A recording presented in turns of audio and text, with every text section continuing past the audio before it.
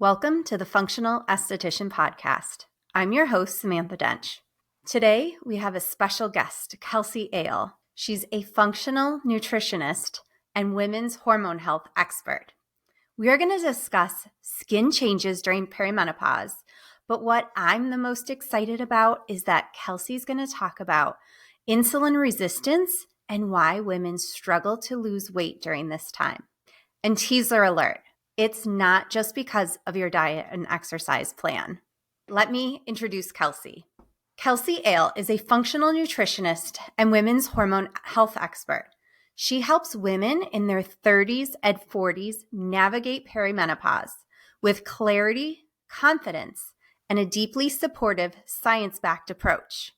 With nearly 2 decades in the wellness industry and specialized training in functional nutrition, gut health, and healthy aging, Kelsey blends hormone science with real-life practicality to help women address stubborn weight changes, fatigue, anxiety, insomnia, digestive issues, and hormone chaos at the root, not just masking the symptoms. She's the founder of Audrey's Women Wellness Collective, a best-selling cookbook author, and the creator of powerful hormone and metabolism reset programs, trusted by thousands of women who want to feel steady, strong, energized, and like themselves again through midlife. Welcome back. Today, we have a special guest, Kelsey Ale. She is a functional nutritionist.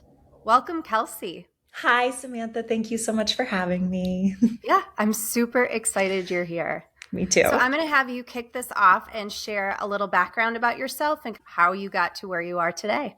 Yeah, of course. I'm like, oh, do we want the long story or the short story? I think I have the classic holistic practitioner story where I dealt with a lot of health issues myself and couldn't get any help from doctors. And actually similar to what I hear a lot of women going through when they're in perimenopause, where they're like, wow, I feel like crap, but all of my labs are normal. But I had that in my early 20s and I was already working at a health food store. So I had a lot of access to amazing resources that pointed me in the direction of learning how important nutrition is, and led me on my journey to study so many different modalities of functional wellness.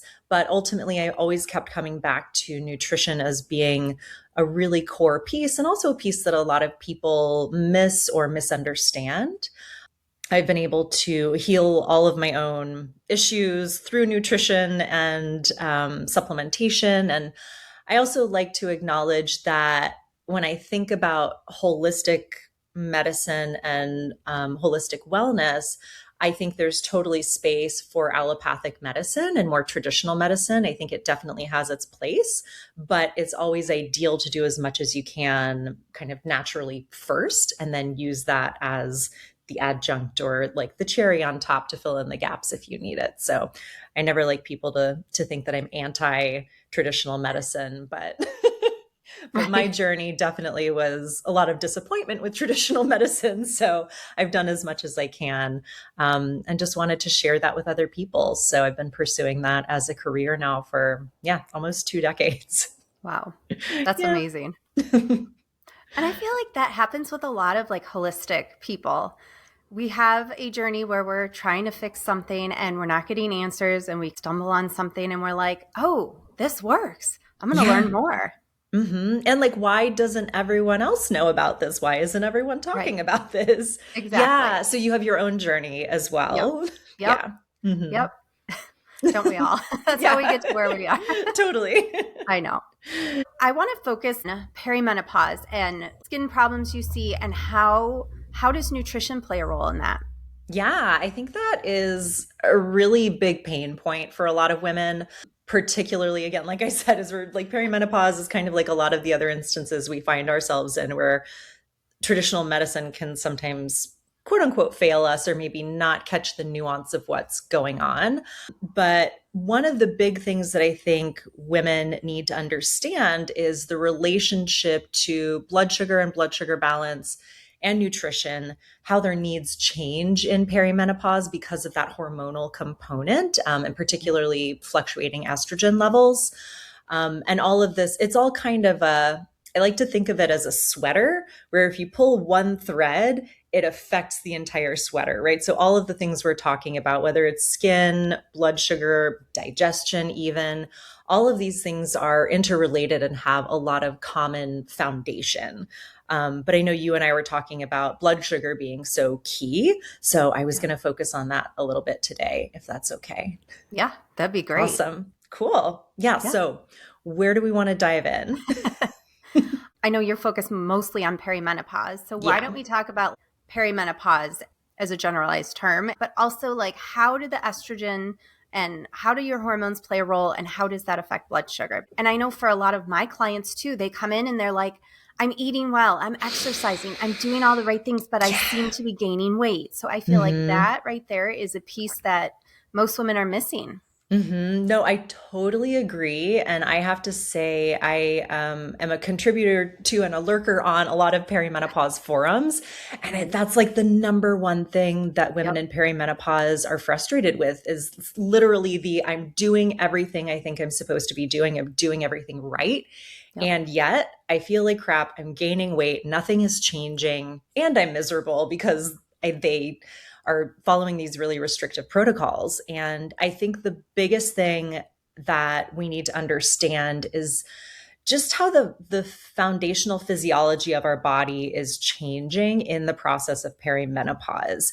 It has been likened to a second puberty. And I think that's actually the most accurate and literal analogy I've heard, because it's like, if you think about your first puberty experience, on a physiological level, what's happening is your hormone production is transitioning from your adrenal glands to your ovaries, and the ovaries are taking over sex hormone production. And in perimenopause, it's the reverse of that. We're starting to hand and pass the baton back to the adrenal glands. And so it like literally the way our body is functioning is changing.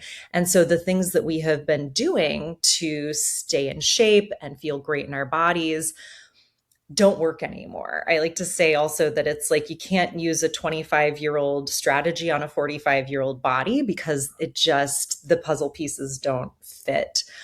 And so one of the biggest things that starts to happen is as our estrogen levels fluctuate and ultimately begin to decline, we lose insulin sensitivity. This is, again, it seems super simple, but can be a really profound and impactful process and experience, because that means that any sugars that we're taking into our body are going to almost be experienced in, I don't want to say double, but your body is going to be so much more sensitive to sugar.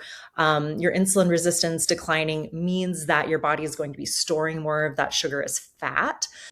From a nutritional perspective, starting to become a lot more aware of the carbs that you're eating is going to be really key, not only to starting to stabilize and lose the weight, but also to stabilize your mood, bring back the glow to your skin. I know you have a whole episode on like glycation and ages and how that impacts your skin. It doesn't have to be a crazy complicated thing to have a major impact on our bodies. And so that's what I think about when I'm like, yeah, it's the blood sugar. And it seems so simple, but it's actually really profound and has system-wide impacts. So true. For those listening, like if they're in that space where they're feeling exactly what you described, what would be some nutritional things that they can change, or how can they start to eliminate carbs without feeling like they're deprived? Because I feel like that's another issue. It's like, oh, well, if I give this up, then what am I going to eat? And then they feel deprived and they don't stick to it.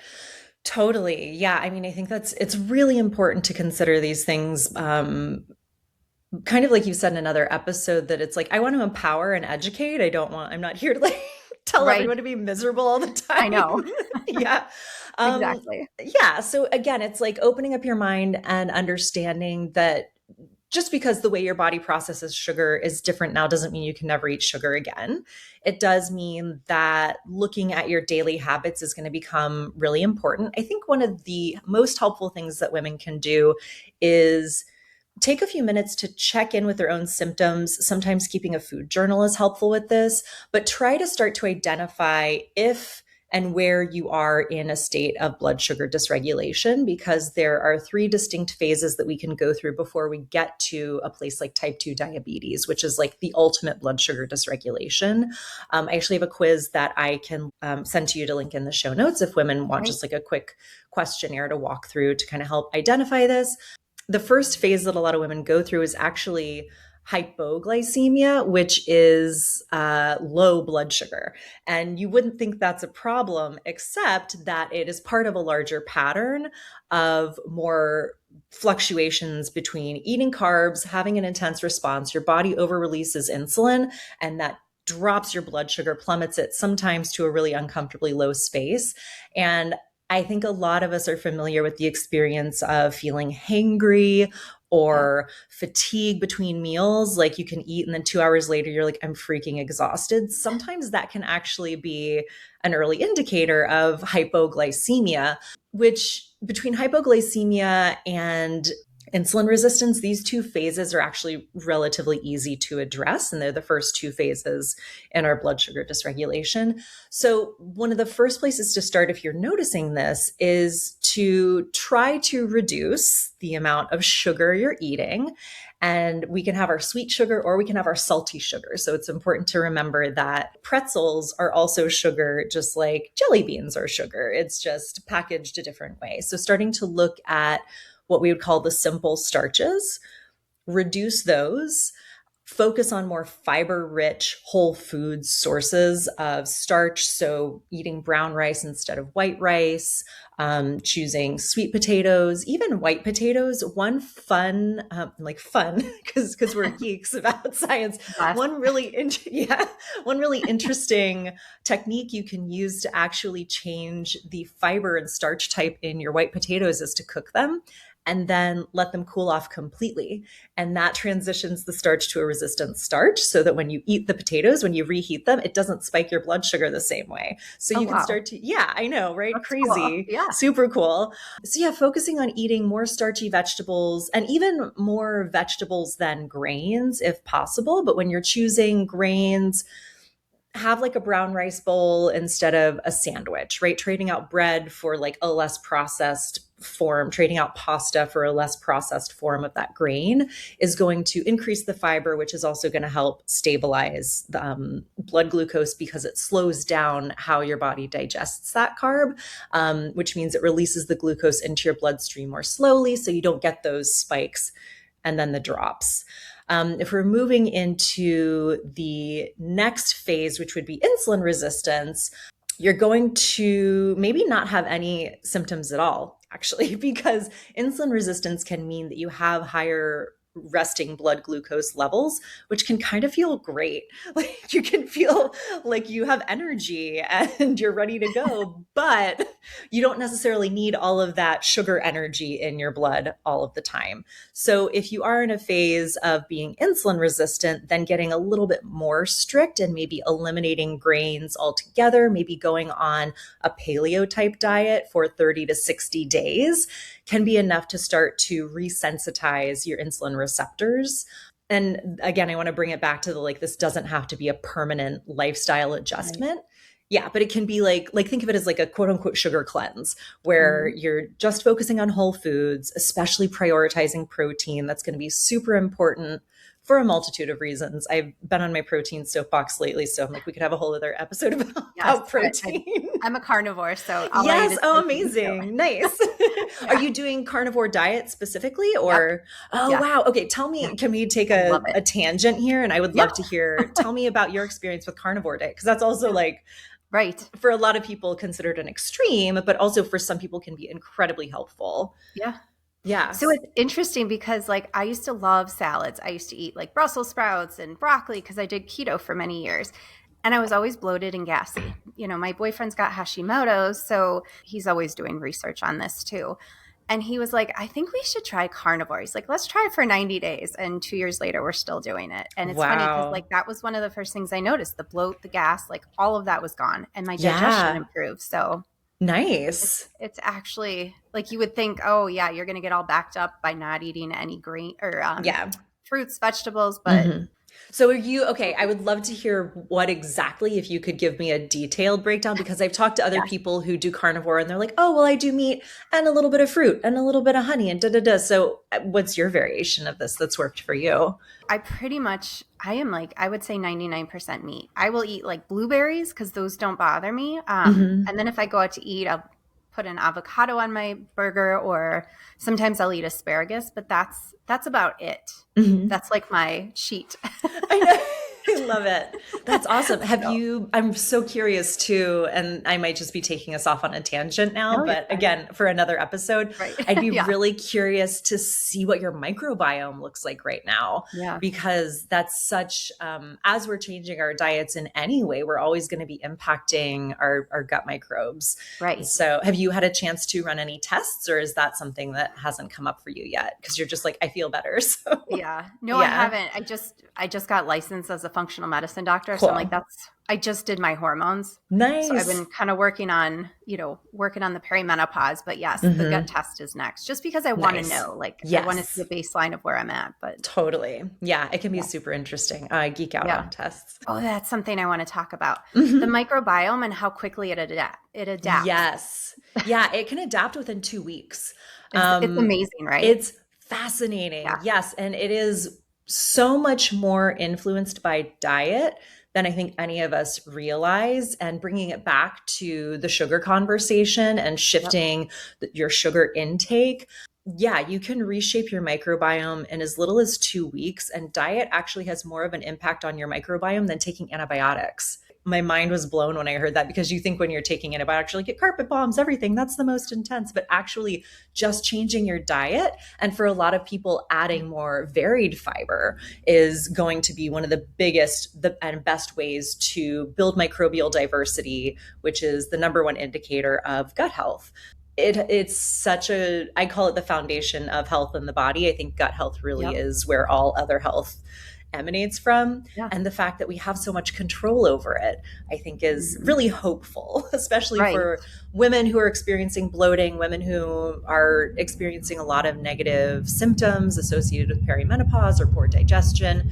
Starting to change your diet, bringing it back to what we were talking about before, kind of working your way back off the sugars, even backing off the grains a little bit if you want to try a paleo or a modified paleo diet for 30 to 60 days, it can totally reset your system. I'm also Yeah. a huge fan of fasting. Oh, So yeah. that's, again, another episode we could Yeah. have. Last year, so literally almost a year ago, had been dealing with like 9 months of terrible GI issues that landed me in the hospital. Yeah, crazy tests done. I mean, I admittedly, like, my lifestyle leading up to that was not ideal. I was highly stressed.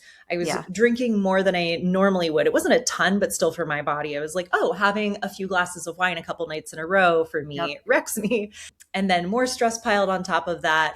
And it just, I think there was another underlying infection going on that I wasn't aware of the root of. Landed in the hospital. Doctors couldn't help me. I literally had x-rays, multiple CT scans, like other doctors running their stool cultures and everything. And finally, after almost a year of dealing with it, I had a flare up, and I was like, Yeah. well, I don't even want to eat anything right now. So I think the one thing haven't tried is fasting. So I did a 5-day fasting mimicking diet. And Okay. after that, I felt great and haven't That's had any amazing. symptoms. Again, fasting also impacts your GI tract, your blood glucose stabilization. I wouldn't recommend fasting until you've gotten to a point where your blood sugar is more stable. So going Right. through that 30 to 60 day trial of the paleo diet and getting your blood glucose stable is the best place to start Yeah. fasting from. But that can also be a miracle. Right. No, Not to it oversell really, it, but no, it's so true. And I feel like yeah. intermittent fasting, there's so much information out there, and some of it's good, some of it's bad. So it is one of those, it's like you really need to know who your sources are that you're getting your Totally. information from. Yeah. Well, Mhm. as far as fasting goes, I do know for women, there is certain times of the month you're supposed to fast and certain times you're not. Do you want to speak to that? Yeah. And I mean, before I even dive into that, I think it's important for everyone to understand the concept of bioindividuality and understand that there are so many different methods out there that can work to help you reset and heal your body. It's really about honing in on what your body needs at this particular time. Because like intermittent fasting, for example, can be phenomenal for some women, but if you're approaching it from a place of blood sugar dysregulation or adrenal dysfunction, then it's probably going to make your symptoms worse instead of better. Yeah, just keeping that in mind and knowing that testing is always available. I know you offer testing to clients. I offer testing to clients. I always like to say test, don't guess, because like we can have the same symptom that's generated from 5 different causes. So yeah, just keeping that in mind and take everything with a grain of salt and figure out what's best for your body before you dive in. But intermittent fasting for women and fasting in general, there's a lot of importance of knowing your cycle and being attuned to your cycle so that you're optimizing that experience. Because when I did my first 5-day fasting mimicking diet, I was in my luteal phase, which is the phase post-ovulation, right before you start menstruation. That is the worst time to fast. It was literally like an emergency situation. I felt like crap. I was just like, I'm going to pretend like I'm just sick for 5 days, and I had no energy. And it was a terrible experience. Whereas I've had other friends and female friends who have done literally the same 5-day fasting mimicking diet, different phase. You definitely want to approach it in follicular, not when you're menstruating, not when you're ovulating. Like time it in the 10 to 14 days after you stop your period, and ideally prior to menstruation, because that's when your body has the most resources to draw from and you have the most energy.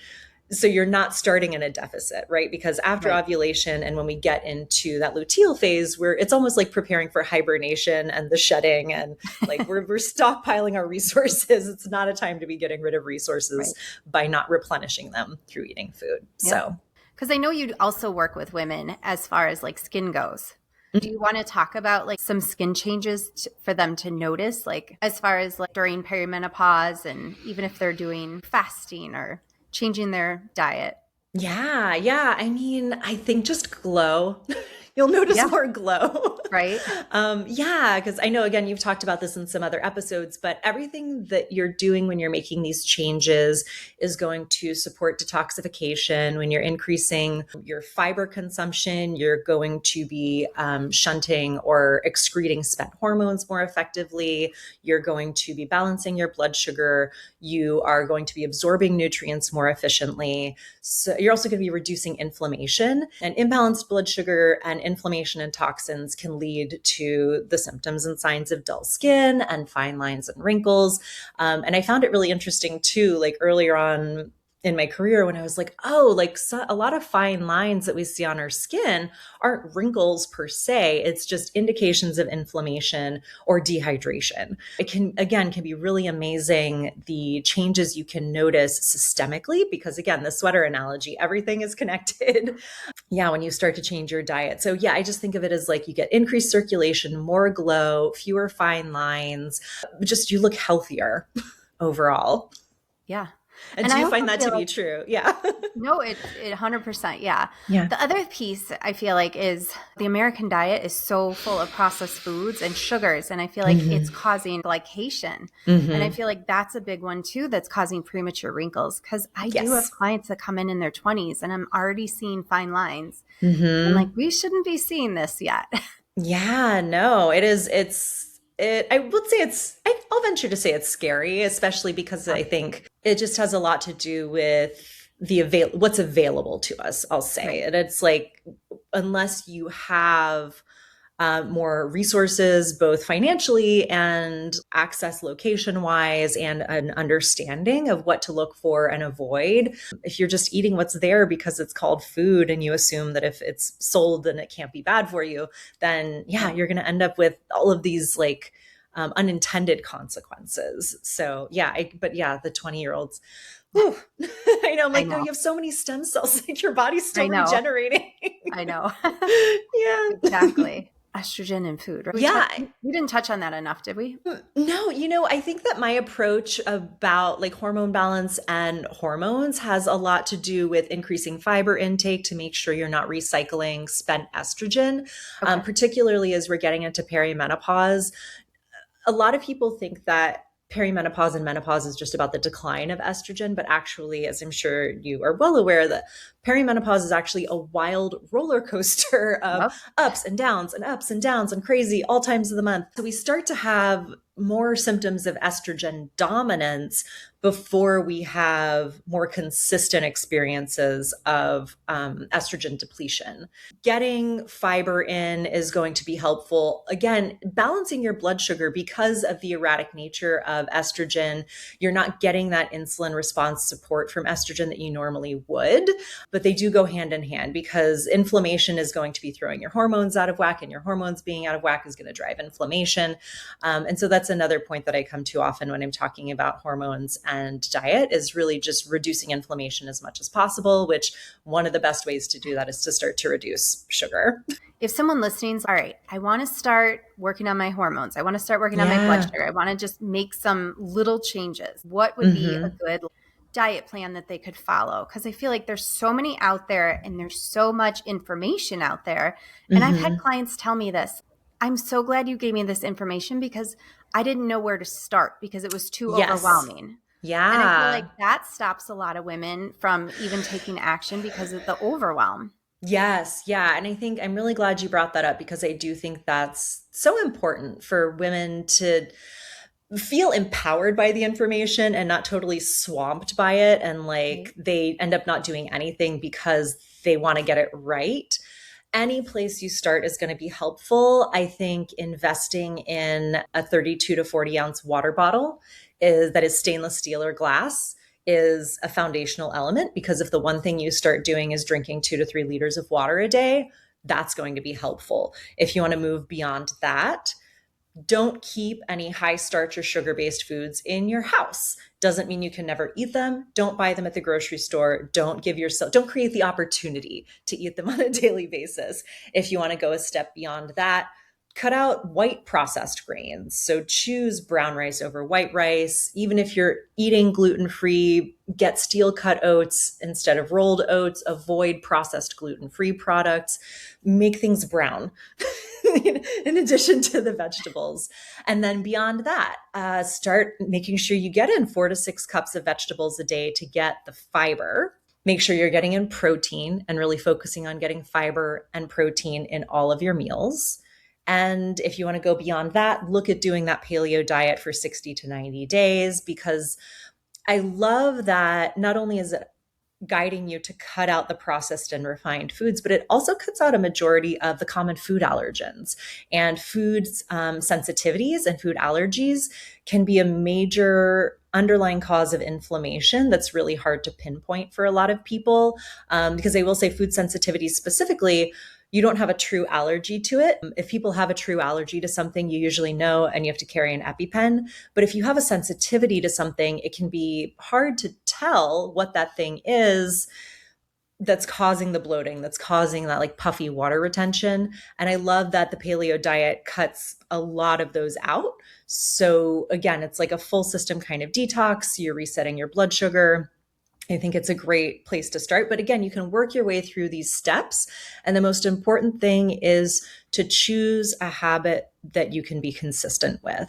And I think that's why I always want to keep coming back to like how profound small changes can be, because a lot of times we think that if we're not doing it all, then we're not getting any benefit, right? Actually, just drinking water every day and the adequate amount of water can not only make a huge difference, but then it might also like influence you to eat an apple instead of a candy bar, metaphorically speaking, or literally speaking, you know? Right. Yeah, it can be kind of what we call a keystone habit. But if you do nothing else, being consistent with the water intake is going to be helpful. Yeah. So each one of these steps can have its own added benefits. Is there anything else you feel like we need to add? I feel like we could probably talk for hours. I know we can. And I'm sure, yeah, if anyone's listening, you could totally email Samantha questions and we'd be happy to answer them, and she'll be happy to answer them. I'm offering you up, but like she'll answer them in future episodes. Well, and then why don't you let everybody know how they can find you? Thank you. So I have been transitioning from a personal brand to a larger umbrella brand that feels more authentic to what I'm trying to offer right now. So the website for that is audrey.co. That's AUDRE.co. And that's where you can find out information on how I work with clients, and I'll point you in the direction of all of my favorite resources. If you want to know more about me and some of my work and a little bit of my personal life, I am at the Kelsey Ale on Instagram. And again, I'm kind of backing off of that as a personal brand and making it just a little bit more personal. Know me as a human. Yeah. Yeah. And I'll put those links in the show notes so they can click the link and connect with you there. And before we close, I want you to leave the audience with one thing they can take with them starting today. One thing to start today, honestly, I come back to the water thing. I joke that it's like, have you seen My Big Fat Greek Wedding? Where the one aunt is like putting Windex on everything. That's how I am with the water. I'm like, you tired? Drink water. You bloated? Drink water. Like, had a bad day? Drink water. There's one thing you can do for yourself today is try to get in a minimum of 2 liters of water spread out throughout the day. Yeah. Thank you so much for being here, Kelsey. Thank you, Samantha. Oh, I loved it. This was so much fun. Yeah. Thank you for listening. Today we had on our special guest, Kelsey Ale. We talked about gut health, women's hormones, insulin resistance, and blood sugar, plus skin and nutrition changes to help you through perimenopause. Please check the show notes to connect with Kelsey. Be sure to tune in next week to episode 15. And always remember, you deserve to love the skin you're in.